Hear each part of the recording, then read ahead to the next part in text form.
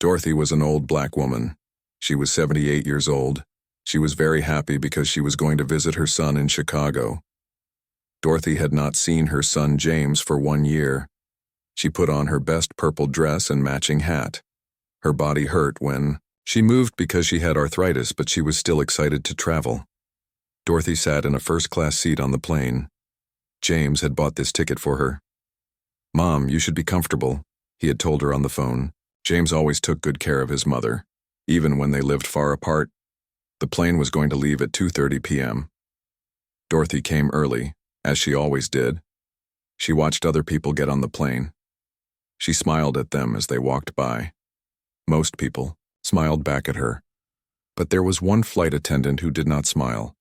This woman had blonde hair and looked about 35 years old.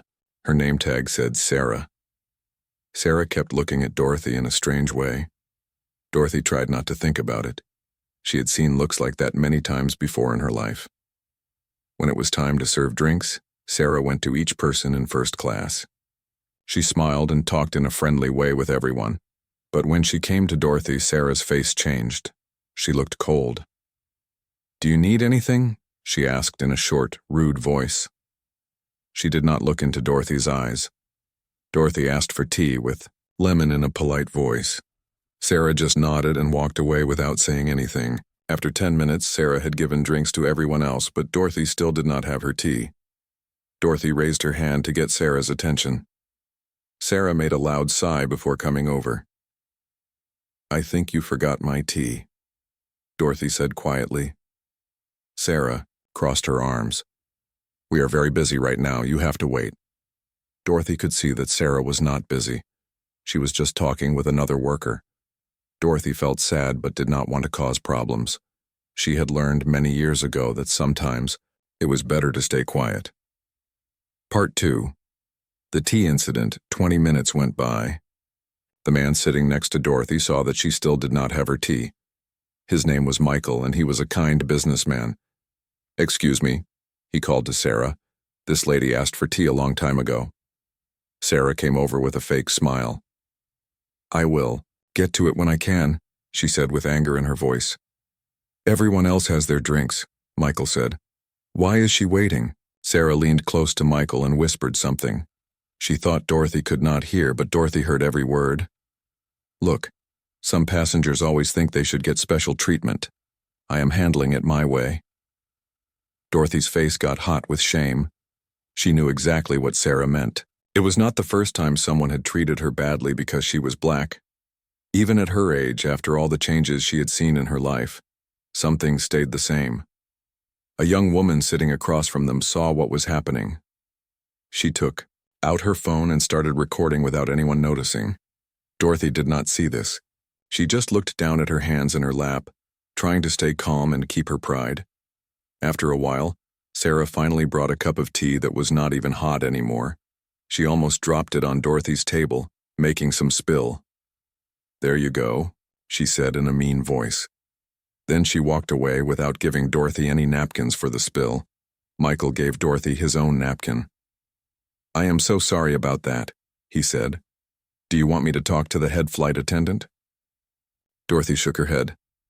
"It's okay, dear. I have dealt with worse things in my life." She wiped up the spilled tea. Her hands were shaking a little, not because she was old, but because she was trying not to cry. Part 3. The bathroom problem, halfway. Through the flight, Dorothy needed to use the bathroom. Her arthritis made it hard for her to get up quickly. She had to hold on to the seats as she walked slowly down the aisle. Sarah watched her with mean eyes as Dorothy made her way to the first-class bathroom.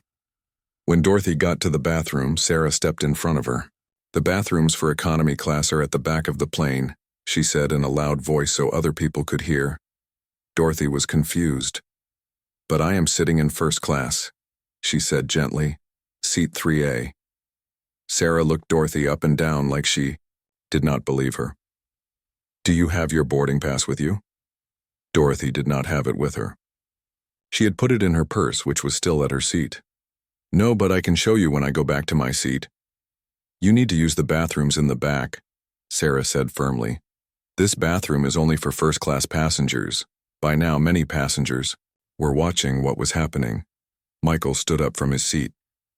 "She is in first class. I'm sitting right next to her." Sarah ignored him and kept blocking Dorothy's path. "I need to see a boarding pass, or you must go to the back." Dorothy felt very embarrassed as everyone looked at her. Her legs were starting to hurt from standing so long. "Please," she said quietly. "I cannot walk all the way to the back." The young woman who had been recording earlier stood up. "This is wrong. I have been recording everything. She is clearly a first-class passenger, and you have been treating her differently from everyone else." Sarah's face turned red. "You cannot record on the plane. That is against the rules." "Actually," said a voice from behind them, "recording is not against the rules unless it stops crew members from doing their jobs or hurts passenger privacy." Everyone turned to see a tall, well-dressed man standing in the aisle. Dorothy's face lit up when she saw him, but she did not say anything. Part 4. The Big Surprise. "I am James Jenkins, Executive Vice President of this airline," the man said in a calm voice. "And that woman you are not letting use the bathroom is my mother." The cabin got very quiet. Sarah's face turned white as she realized her big mistake. James was well known in the airline as the youngest executive VP in the company's history. He was on his way to becoming the company's next president. "Mr. Jenkins," Sarah stammered. "I did not know—" "Clearly," James cut her off, his voice firm but not loud. "Mom, are you okay?" he asked, moving past Sarah to gently take Dorothy's arm. Dorothy nodded, still keeping her dignity despite everything that had happened. "I am fine, James. Just a little tired." James helped his mother to the bathroom, then turned to Sarah. "I want to talk with you and the head flight attendant in the kitchen area, please." The head flight attendant was already coming forward. Another passenger had told her what was happening. She looked very upset as she understood the situation.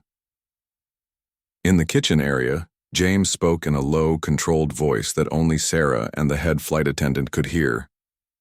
"I was in row 15 doing some work. I changed my seat at the last minute to surprise my mother in Chicago. Then I started getting text messages from co-workers about a video being shared of one of our flight attendants being mean to an old passenger." Sarah's eyes got big. "Sir, I can explain." "I do not want to hear explanations," James said firmly. "What I saw with my own eyes was one of our workers treating a passenger badly because of how she looks. That passenger happens to be my mother, but she could have been anyone's mother, and this behavior would be just as wrong." The head flight attendant said sorry many times. She promised James that they would fix this right away. James nodded and went back to his mother, who was now back in her seat. She looked tired but happy to see her son. Part 5. The rest of the flight. For the rest of the flight, the head flight attendant took care of Dorothy herself. She made sure Dorothy had everything she needed. Sarah was nowhere to be seen. She had been sent to work in the back of the plane. James sat in an empty seat next to his mother. He held her hand and they talked about what had happened in the past year. The other first-class passengers, who had seen everything, sometimes, smiled at Dorothy to show support. Michael, the businessman, gave his business card to James. He offered to tell what he saw if they needed him to. The young woman who had recorded the incident came up to Dorothy and James before the plane landed. "I am sorry about what happened," she said. "I posted the video online because I thought people should see it, but I will take it down if you want." James thanked her for standing up for his mother, but asked her to remove the video to protect his mother's privacy.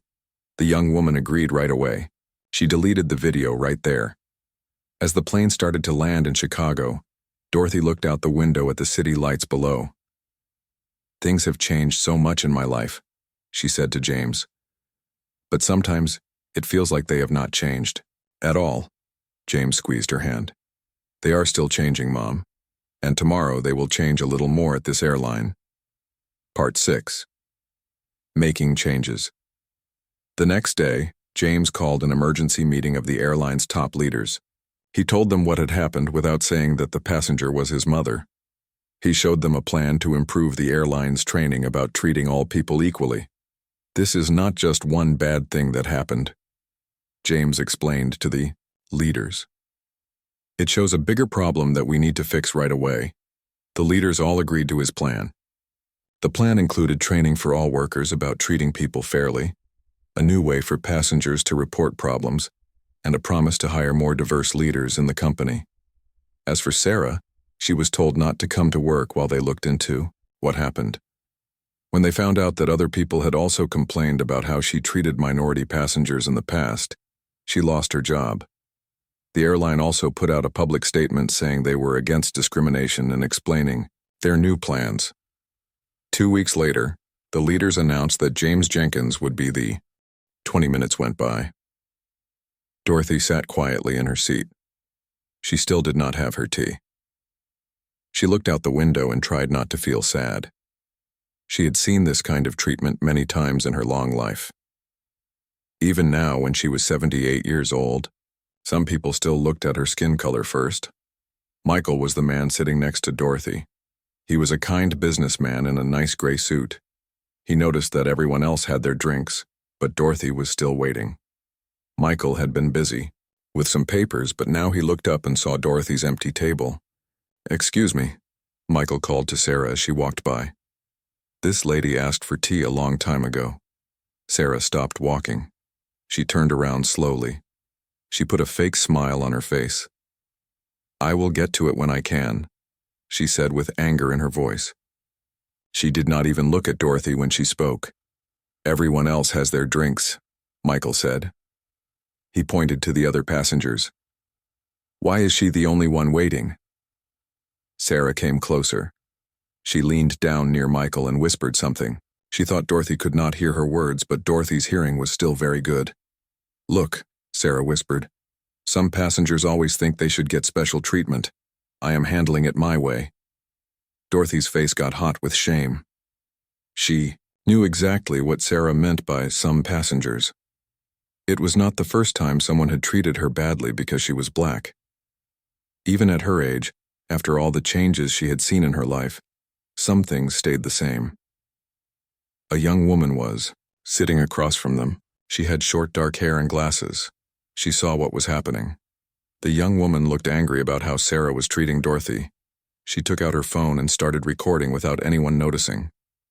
Dorothy did not see this. She just looked down at her hands in her lap, trying to stay calm and keep her pride. "That's not right," Michael said to Sarah. He spoke in a firm voice. "Everyone deserves the same service. Please bring her tea now." Sarah rolled her eyes. "Fine," she said. She walked away to the kitchen area at the front of the plane. "I'm sorry about that," Michael said to Dorothy. "Some people can be very rude." Dorothy gave him a small smile. "Thank you for speaking up, but please don't worry. I have seen much worse in my time." Michael shook his head. "That doesn't make it right. You paid for a first-class ticket just like everyone else." "Yes," Dorothy said. "My son James insisted I fly first class. He works for this airline, you know. He said his mother deserves to be comfortable." "Your son works for this airline?" Michael asked with surprise. "What does he do?" Dorothy smiled with pride. "He is an executive, started at the bottom and worked his way up. He was always a smart boy, my James. Now he wears fancy suits and has important meetings. I don't understand all of it, but I'm very proud." "You should be," Michael said. "That's impressive." After a while, Sarah finally returned. She carried a cup of tea that was not even hot anymore. She almost dropped it on Dorothy's table, making some spill on the tray. "There you go," she said in a mean voice. Then she walked away without giving Dorothy any napkins for the spill. Michael looked shocked at Sarah's behavior. He gave Dorothy his own unused napkin. "I am so sorry about that," he said. "Do you want me to talk to the head flight attendant? This is completely unacceptable." Dorothy shook her head. "It's okay, dear. I have dealt with worse things in my life." She wiped up the spilled tea. Her hands were shaking a little, not because she was old, but because she was trying not to cry. The young woman across the aisle was still recording. She had captured the whole tea incident on her phone. She caught Sarah's rude behavior and Dorothy's quiet dignity. Later, she would post this video online. It would be seen by thousands of people, including workers at the airline. Dorothy took a sip of her lukewarm tea. It didn't even have the lemon she had asked for. She said nothing about this. She just drank it quietly and looked out the window at the clouds. An hour passed. The flight was going smoothly. Dorothy had finished her tea and was reading a small book she had brought with her. It was a book of poems by Maya Angelou, one of her favorite writers. The words gave her comfort. Sarah walked by several times. Each time she seemed to look at Dorothy with dislike. When she served a snack to the first-class passengers, she gave Dorothy's to her last, and the package was crushed, like someone had stepped on it. Again, Dorothy said nothing. She just accepted it with a polite, "Thank you," that Sarah did not answer. Michael saw this too. He frowned but didn't say anything this time because he could see Dorothy didn't want more attention. Instead, he started a friendly conversation with her. "Are you visiting Chicago or going home?" he asked. "Visiting my son," Dorothy said with a warm smile. "I live in Atlanta. James moved to Chicago 5 years ago for his job. I try to visit him a few times a year, but my arthritis makes it hard to travel sometimes." "I understand," Michael said. "My mother is about your age. She lives in Florida now. The warm weather is good for her joints." They talked about their families. Dorothy told Michael about her 3 grandchildren who were in college. Michael showed her pictures of his dog, a big golden retriever named Sam. Their friendly talk helped Dorothy feel better after the bad treatment from Sarah. Meanwhile, the young woman with the phone was texting someone. She was sending the video she had taken to her friend who worked at the airline's headquarters. "You won't believe what I'm seeing on this flight," she wrote in her message. "One of your flight attendants is clearly discriminating against an elderly black woman in first class. I've got it all on video." Her friend texted back quickly, "Send me the video right away. What flight are you on?" The young woman sent the details in the video. She didn't know it, but her friend worked in the same department as James Jenkins. Soon, the video would reach James's phone. Dorothy didn't know any of this was happening. She was just trying to have a peaceful flight. She looked at her watch. There were still 2 more hours before they would land in Chicago. She hoped there would be no more problems. She was looking forward to seeing her son and getting away from Sarah's cold stares. "Would you like half of my cookie?" Michael asked, breaking his large chocolate chip cookie in 2. "It's too sweet for me to eat the whole thing." Dorothy knew he was just being kind. The cookie didn't look too sweet, and Michael seemed like a man who enjoyed sweets, but she accepted his offer with a smile. "Thank you, that's very thoughtful." As they shared the cookie, Sarah walked by again. She saw them and made a face like she was disgusted. Dorothy pretended not to notice.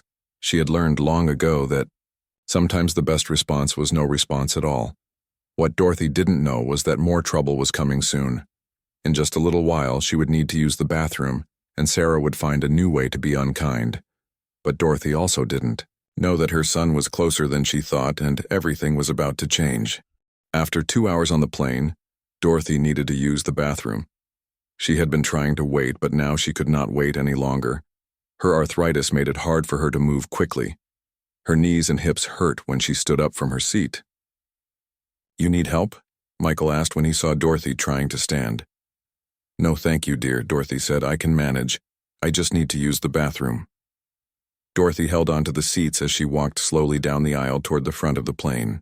The first-class bathroom was only a short distance away. She moved carefully, one step at a time. Some of the other passengers smiled at her as she passed by. One man even offered his arm, but Dorothy thanked him and said she was fine. Sarah was standing near the front of the plane. She was talking to another flight attendant. When Sarah saw Dorothy coming, she stopped talking. She watched Dorothy with cold eyes as the old woman made her way forward. Dorothy tried to ignore Sarah's stare. She just wanted to use the bathroom and return to her seat without any problems. But Sarah had other ideas. When Dorothy reached the bathroom, Sarah stepped in front of her, blocking the door. "The bathrooms for economy class are at the back of the plane," she said in a loud voice so other people could hear. Dorothy was confused. "But I am sitting in first class," she said gently. "Seat 3A." Sarah looked Dorothy up and down like she did not believe her. Her eyes moved from Dorothy's simple shoes to her purple dress and matching hat. Sarah's face showed what she was thinking, that Dorothy did not look like someone who belonged in first class. "Do you have your boarding pass with you?" Sarah asked in a voice that showed she already knew the answer. Dorothy did not have it with her. She had put it in her purse, which was still at her seat. "No, but I can show you when I go back to my seat." "You need to use the bathrooms in the back," Sarah said firmly. She crossed her arms over her chest. "This bathroom is only for first-class passengers." By now, many passengers were watching what was happening. Dorothy felt embarrassed with everyone looking at her. Her legs were starting to hurt from standing so long. "Please," Dorothy said quietly. "I cannot walk all the way to the back.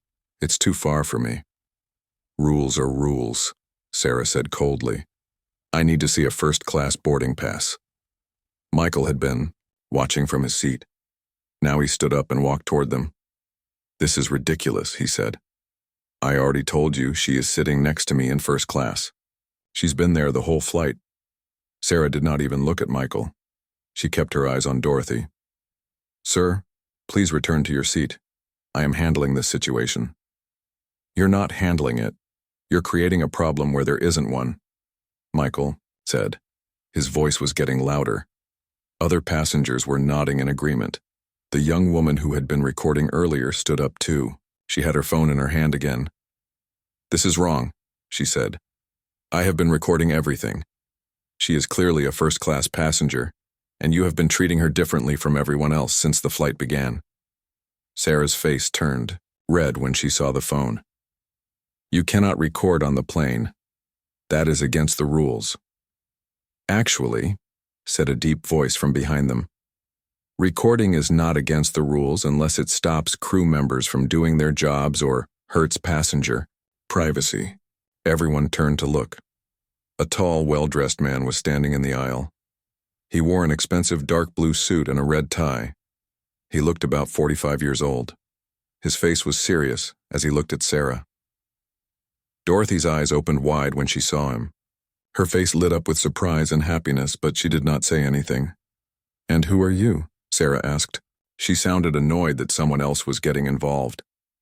The man took out a small wallet and opened it. Inside was an ID card with the airline's logo. "I am James Jenkins, Executive Vice President of this airline," he said in a calm, clear voice.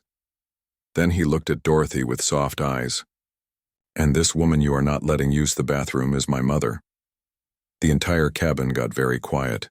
Everyone stared at James, then at Dorothy, then at Sarah. Sarah's face turned from red to white. Her mouth opened, but no words came out. James moved past Sarah and gently took his mother's arm. "Mom, are you okay?" he asked in a kind voice. Dorothy nodded. She still kept her head high and her back straight, showing her dignity despite everything that had happened. "I am fine, James. Just a little tired. I didn't know you would be on this flight." "I wanted to surprise you," James said. "I was sitting in the back, catching up on some work. I was going to move up here and surprise you later in the flight." He looked at Sarah with cold eyes. "But it seems I needed to come forward sooner." James helped his mother to the bathroom door. Sarah finally found her voice. "Mr. Jenkins, I didn't realize." "Clearly," James said, cutting her off. His voice was firm but not loud. He opened the bathroom door for his mother. "Take your time, Mom. I'll be right here." Dorothy went into the bathroom and closed the door. James turned to face Sarah. "I want to speak with you and the head flight attendant right now," he said, "in the galley." The head flight attendant was already coming forward. Another passenger had gone to find her and told her what was happening. She was a middle-aged woman with short gray hair. She looked very upset as she saw James and understood the situation. "Mr. Jenkins," she said, "I am so sorry about this." "Let's talk in private," James said. He pointed to the small kitchen area at the front of the plane where the flight attendants prepared drinks and meals. In the galley, James spoke in a low, controlled voice. that only Sarah and the head flight attendant could hear. The other passengers could not make out his words, but they could see his serious face. Sarah looked down at the floor as James spoke. The head flight attendant kept nodding and saying, "Yes, sir, and of course, sir." "I was in row 15 doing some work," James told them. "I changed my seat at the last minute because I wanted to surprise my mother when she arrived in Chicago. Then I started getting text messages from coworkers about a video being shared of one of our flight attendants being mean to an elderly black passenger." Sarah's eyes got big. "Sir, I can explain." "I do not want to hear explanations," James said firmly. "What I saw with my own eyes was one of our workers treating a passenger badly because of how she looks. That passenger happens to be my mother, but she could have been anyone's mother, and this behavior would be just as wrong." "Absolutely, Mr. Jenkins," the head flight attendant said. "This is completely unacceptable. I want Sarah removed from cabin duty for the rest of this flight," James said, "and I want a full report on my desk tomorrow morning. This incident will be thoroughly investigated." "Yes, sir," the head flight attendant said. "I'll take care of it right away." Dorothy came out of the bathroom. James immediately went to her side. "Let's get you back to your seat, Mom," he said gently. He gave Sarah one last cold look before helping his mother down the aisle. The other passengers watched as James helped Dorothy back to her seat. Some of them smiled at Dorothy. A few even clapped quietly. Michael stood up to let them into the row. "I'll get my things from row 15 and join you," James told his mother. "I think we have a lot to talk about." As James walked to the back of the plane to get his laptop and briefcase, the head flight attendant approached Dorothy. "Mrs. Jenkins, I want to personally apologize for what happened," she said. "For the rest of the flight, I will take care of you myself. Can I bring you anything, some fresh tea, perhaps, or a snack?" Dorothy looked at the woman's kind face. "Some hot tea with lemon would be nice," she said. "Thank you." Sarah was nowhere to be seen. The head flight attendant had sent her to work in the economy section at the back of the plane, far away from Dorothy and James. The story of what had happened was spreading through the plane. Passengers were whispering to each other, some looking back to try to see James as he collected his things. No one had expected the flight to include such drama, and no one had expected the elderly black woman in the purple dress to be the mother of an airline executive. It was a powerful reminder that you should never judge people by how they look or make assumptions about who they are. James returned from the back of the plane with his laptop bag and briefcase. He sat down in the empty seat next to Dorothy. The head flight attendant had already brought her a fresh cup of hot tea with lemon, served on a clean napkin with a small cookie on the side. "Is everything okay now, Mom?" James asked, taking Dorothy's hand in his. Dorothy smiled at her son. "Yes, dear. Much better now that you're here." She took a sip of her tea. "This is good tea. Much better than before." James shook his head. "I can't believe how she treated you." "Has this been happening the whole flight?" Dorothy nodded slowly. "From the beginning. But it's nothing new, James, you know that." "That doesn't make it right," James said. His voice was tight with anger. "Not in general, and certainly not on my airline." "Your airline?" Michael asked from the seat across the aisle. "I thought you were an executive."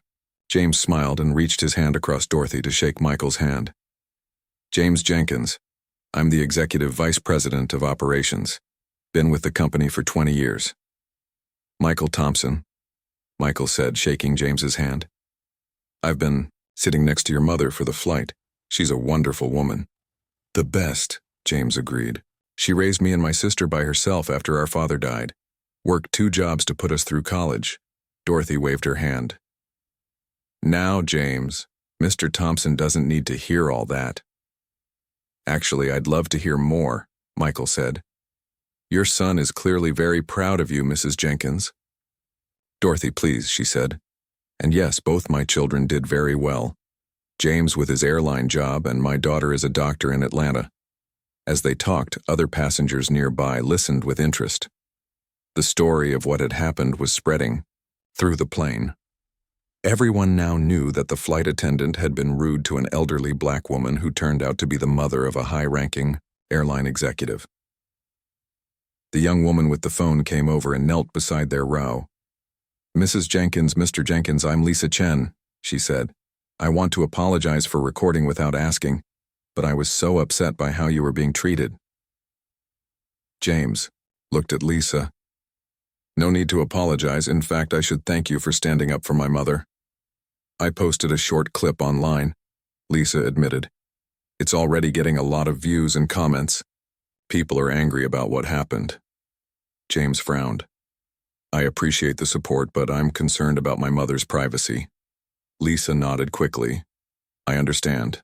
I can take it down right away if you want." "I think that would be best," James said. "This is a matter the airline will handle internally." "Of course." Lisa took out her phone and deleted the video right there so they could see she had done it. "I just wanted to help." "And you did," Dorothy said, patting Lisa's hand. "Thank you for caring, dear." After Lisa returned to her seat, James leaned close to his mother. "I was going to surprise you in Chicago, but I'm glad I was on this flight. Who knows how much worse it might have been." Dorothy shook her head. "I've dealt with much worse in my life, James, you know that." "I do know," James said softly. "You've told me stories about the 1960s when you were young, about the separate water fountains and having to sit at the back of the bus." "Things are better now," Dorothy said. "Not perfect, but better." "But still not good enough," James said. His face was serious. "Not when my 78-year-old mother can't get a cup of tea or use the bathroom in first class without being harassed." The head flight attendant, whose name was Barbara, came by their seats. "Is everything okay here? Can I get you anything else, Mrs. Jenkins?" "I'm fine, thank you," Dorothy said. "Mr. Jenkins, I want you to know I've filed an initial report about the incident," Barbara said. "Sarah will remain in the economy cabin for the rest of the flight." "Thank you, Barbara," James said. "I'll be following up on this tomorrow at headquarters." Barbara nodded. "Of course, sir, and again on behalf of the airline, I deeply apologize." After Barbara left, James took out his phone. He had received several more text messages about the incident. The video Lisa had posted, and now deleted, had been seen by many people, including other airline employees. James's phone kept buzzing with new messages. "You're going to be busy with this, aren't you?" Dorothy asked, watching her son check his messages. "Yes," James said. "But it's important, Mom. This isn't just about you and me, it's about making sure this doesn't happen to anyone else." Dorothy patted his hand. "You always were a fixer, even as a little boy. Remember when you built that ramp for Mrs. Wilson's cat after it hurt its leg?" James laughed. "I forgot about that. Poor old Fluffy with her broken paw. You couldn't stand to see anyone or anything suffering," Dorothy said. "That's why you're good at your job. You care about making things better." For the next hour, Dorothy and James talked about family news. Dorothy told James about his sister's children and their latest achievements. James shared stories about his work travels. Michael occasionally joined their conversation. The flight continued peacefully. Sarah stayed in the back of the plane, far away from Dorothy and James. As they talked, James began making notes on his phone. Dorothy noticed this. "What are you planning, James?" she asked. "Just some ideas," James said. "This incident has made me realize we need better training for our staff. Not just rules about not discriminating, but real understanding of why it matters." "That sounds good," Dorothy said. "Education is always important. Would you be willing to help?" James asked. "Maybe speak to some of our staff about your experiences." Dorothy looked surprised. "Me? I'm not a public speaker, James. You taught Sunday school for 40 years, Mom. You know how to talk to people, and your story is powerful." Dorothy thought about it. "I'll think about it, but I don't want special treatment just because I'm your mother." "It's not special treatment to ask someone with valuable experience to share it," James said. "And you have a lifetime of experience that our staff could learn from." As they continued talking, the pilot announced they would be landing in Chicago in 30 minutes. The passengers began preparing for landing, putting away their tray tables and making sure their seats were upright. Barbara came by with hot towels for the first-class passengers. When she gave one to Dorothy, she smiled warmly. "We'll be landing soon, Mrs. Jenkins. I hope the rest of your stay in Chicago is much better than this flight has been." "I'm sure it will be," Dorothy said. "I'll be with my son." After Barbara moved on, Dorothy turned to James. "You know, this isn't how I expected this trip to go, but I'm glad you were here." "Me too, Mom," James said, squeezing her hand. "And I promise you, something good will come from this bad experience." As the plane began its descent into Chicago, Dorothy looked out the window at the city lights below. "Things have changed so much in my life," she said to James. "When I was a girl, I never could have imagined flying first class or having a son who runs an airline." "You made it all possible," James said. "Everything I am is because of you." Dorothy smiled at her son. The plane descended toward Chicago, and Dorothy felt at peace despite the earlier troubles. She knew that James would make sure that what happened to her would lead to positive changes. That was the kind of man she had raised him to be. The plane touched down smoothly on the runway. As they taxied to the gate, James took out his phone again. "I need to make a few calls once we land," he said. "But first, let's get you to my house and settled in.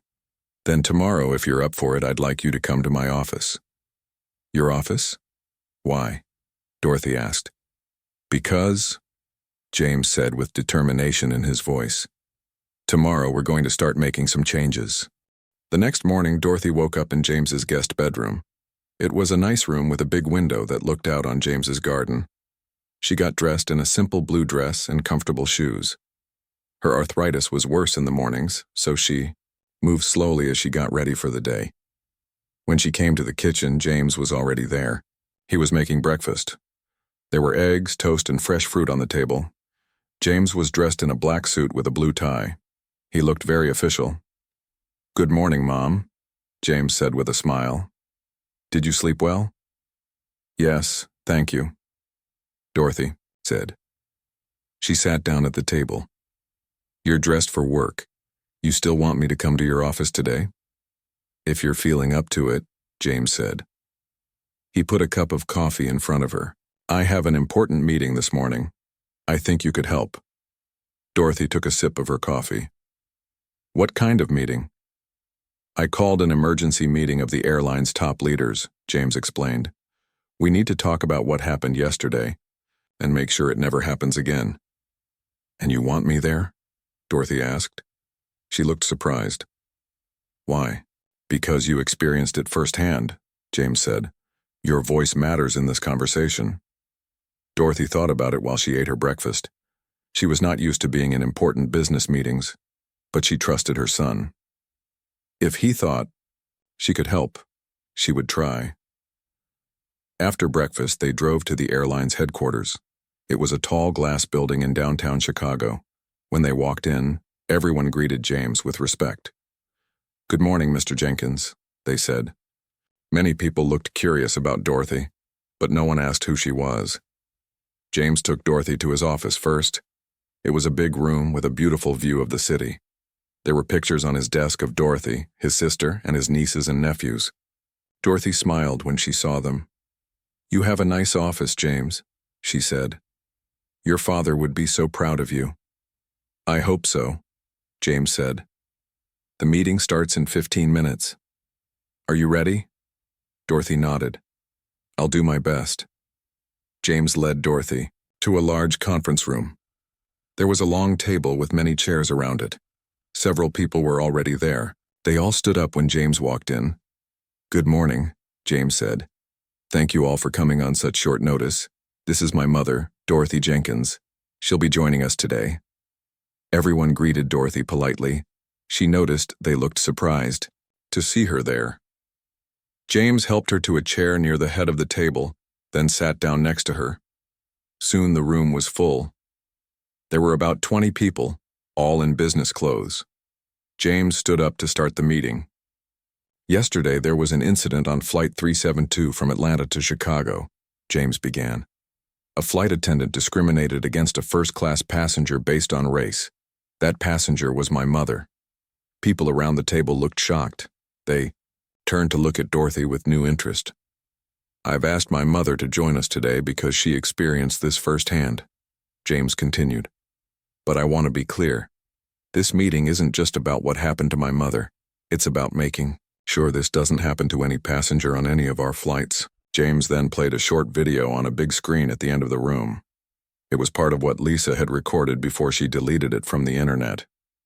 It showed Sarah blocking Dorothy from using the first-class bathroom. Everyone in the room watched in silence. Some looked angry, others looked sad. After the video ended, James said, "My mother has agreed to share her perspective on what happened." All eyes turned to Dorothy. She felt nervous, but she took a deep breath and began to speak. "I'm not used to speaking in meetings like this," she started. "But I've been experiencing discrimination my whole life. I'm 78 years old.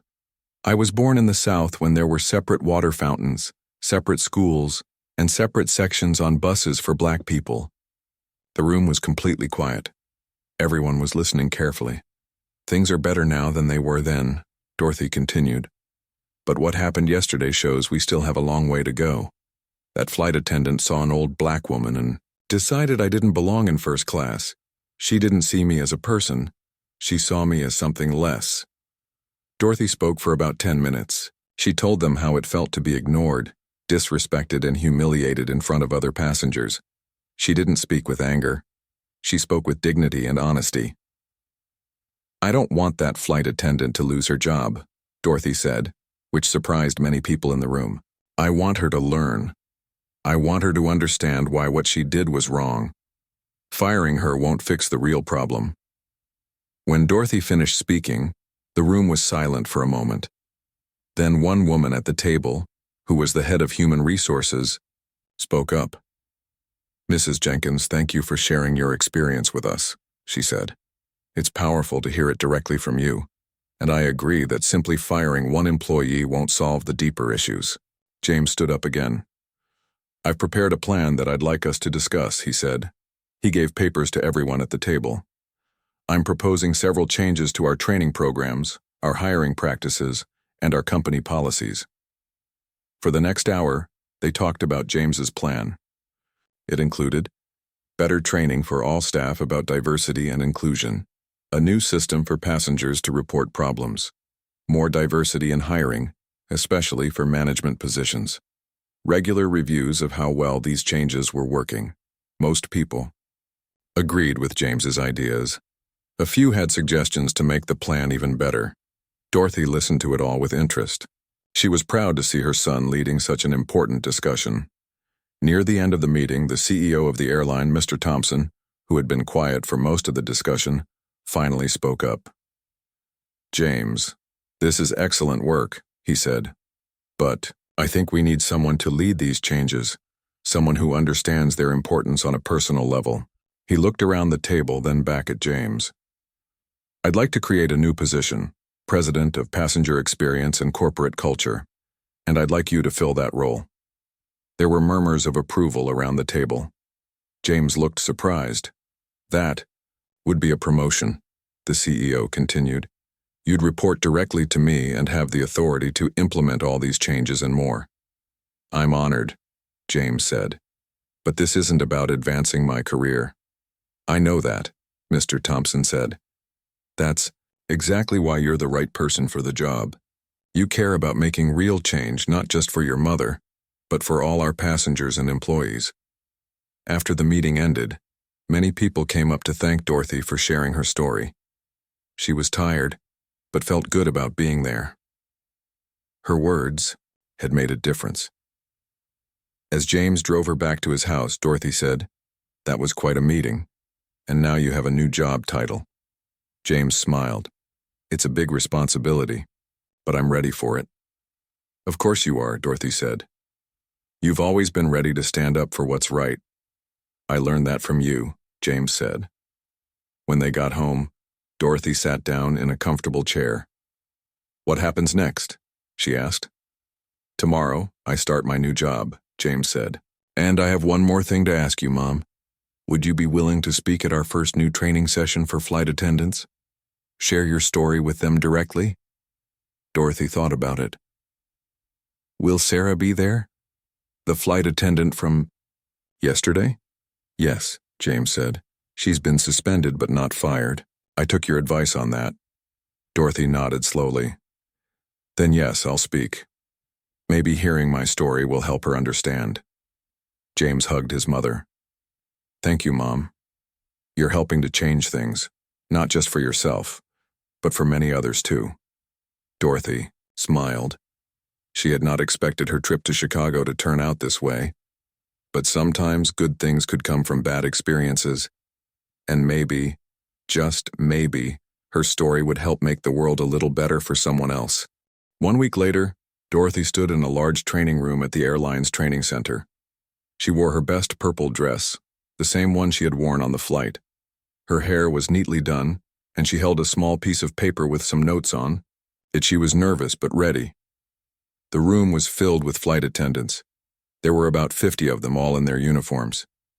They sat in rows, facing the front of the room where Dorothy stood with James. At the back of the room, Dorothy could see Sarah. The flight attendant from the plane looked uncomfortable. She kept looking down at her hands. James stepped up to the microphone first. Good morning, everyone. Thank you for coming to this special training session. As you know, we are making some important changes at our airline. Today is the first step. He looked at the flight attendants with a serious face.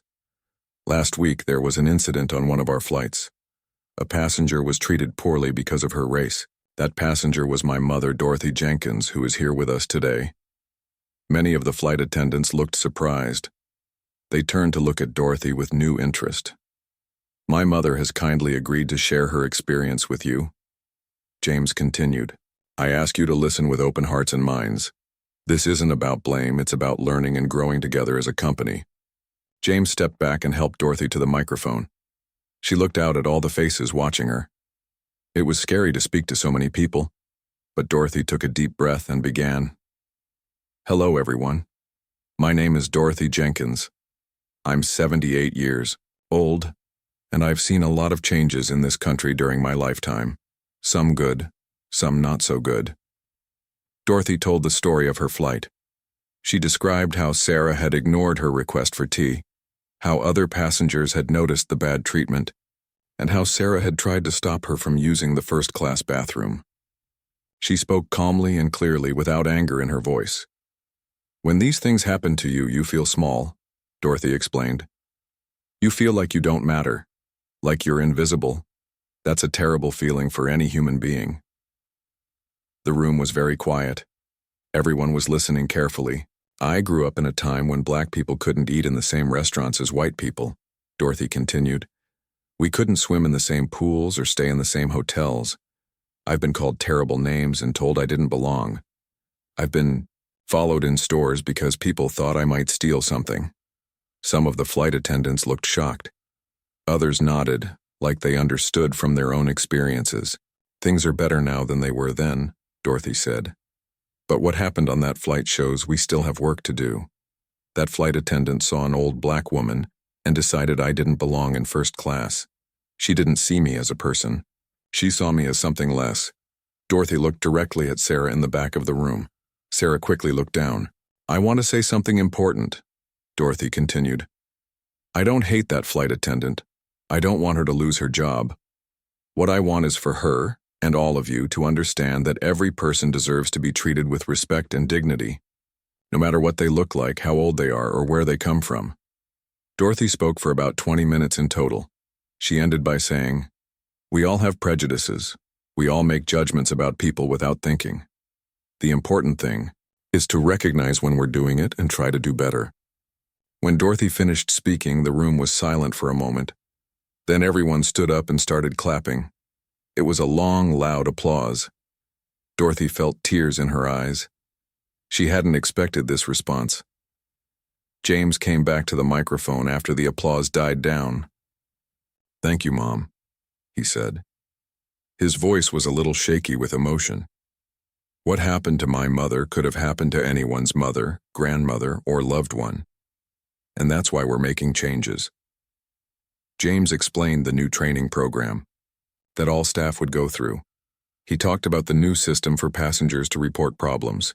He shared plans for hiring more diverse staff at all levels of the company. "This isn't just talk," James promised. "This is real change, and it starts today with all of us in this room." After James finished, he invited questions. Several flight attendants asked thoughtful questions about the new policies and how they could do better in their jobs. The discussion was honest and productive. At the end of the session, something unexpected happened. Sarah stood up in the back of the room. Everyone turned to look at her. "May I say something?" Sarah asked in a quiet voice. James nodded. "Please, come to the front." Sarah walked slowly to the front of the room. Her face was red and she looked nervous. She stood at the microphone and looked at Dorothy. "Mrs. Jenkins," she said, "I want to apologize to you in front of everyone. What I did was wrong. There's no excuse for how I treated you." The room was completely silent. "When I saw you board the plane, I made assumptions about you," Sarah continued. "I didn't see you as a person. I saw you as... I don't even know how to explain it. But it was wrong." Dorothy nodded but didn't speak. "Listening to you today has opened my eyes," Sarah said. "I never thought of myself as racist, but my actions were racist, and that's what matters. I'm truly sorry for the hurt I caused you." Sarah turned to face the other flight attendants. "And I want to apologize to all of you too. My actions reflected badly on all of us who wear this uniform. I'm going to do better, I promise." After Sarah returned to her seat, James closed the session. As people began to leave, many flight attendants came up to thank Dorothy. Some shared their own stories of discrimination they had faced. Others just wanted to shake her hand. Sarah waited until most people had left. Then she approached Dorothy again. "Mrs. Jenkins," she said softly, "your forgiveness means a lot to me. I want you to know that I'm taking this second chance seriously. I'm going to change." Dorothy looked at Sarah for a long moment. Then she reached out and took Sarah's hand. "We all need second chances sometimes," she said. "What matters is what we do with them." On the drive home, Dorothy was quiet, thinking about the day. "You did an amazing job, Mom," James said. "Your story really touched people, even Sarah." "I hope so," Dorothy said. "People can change if they want to." "The airline is changing too," James told her. "The board just approved all our new policies this morning, and they've decided to name the new diversity scholarship program after you." "After me?" Dorothy was surprised. "Oh, James, that's not necessary." "Yes, it is," James said firmly. "The Dorothy Jenkins Scholarship will help minority students who want careers in aviation. Your name will inspire people for years to come." When they arrived at James's house, Dorothy sat down in the living room. She was tired, but felt good about the day. "I never thought my trip to Chicago would turn out like this," she said. "A bad experience turned into something positive." "That's because of you, Mom," James said. "You took something painful and used it to teach others. You've always been that way, finding the good in the bad." Dorothy smiled. "Life gives you enough hard times. You have to find the lessons in them." As the sun set outside the window, Dorothy felt at peace. Her experience on that flight had been painful, but it had led to real change. And maybe, just maybe, it would help make the world a little better for someone else. That made it all worthwhile.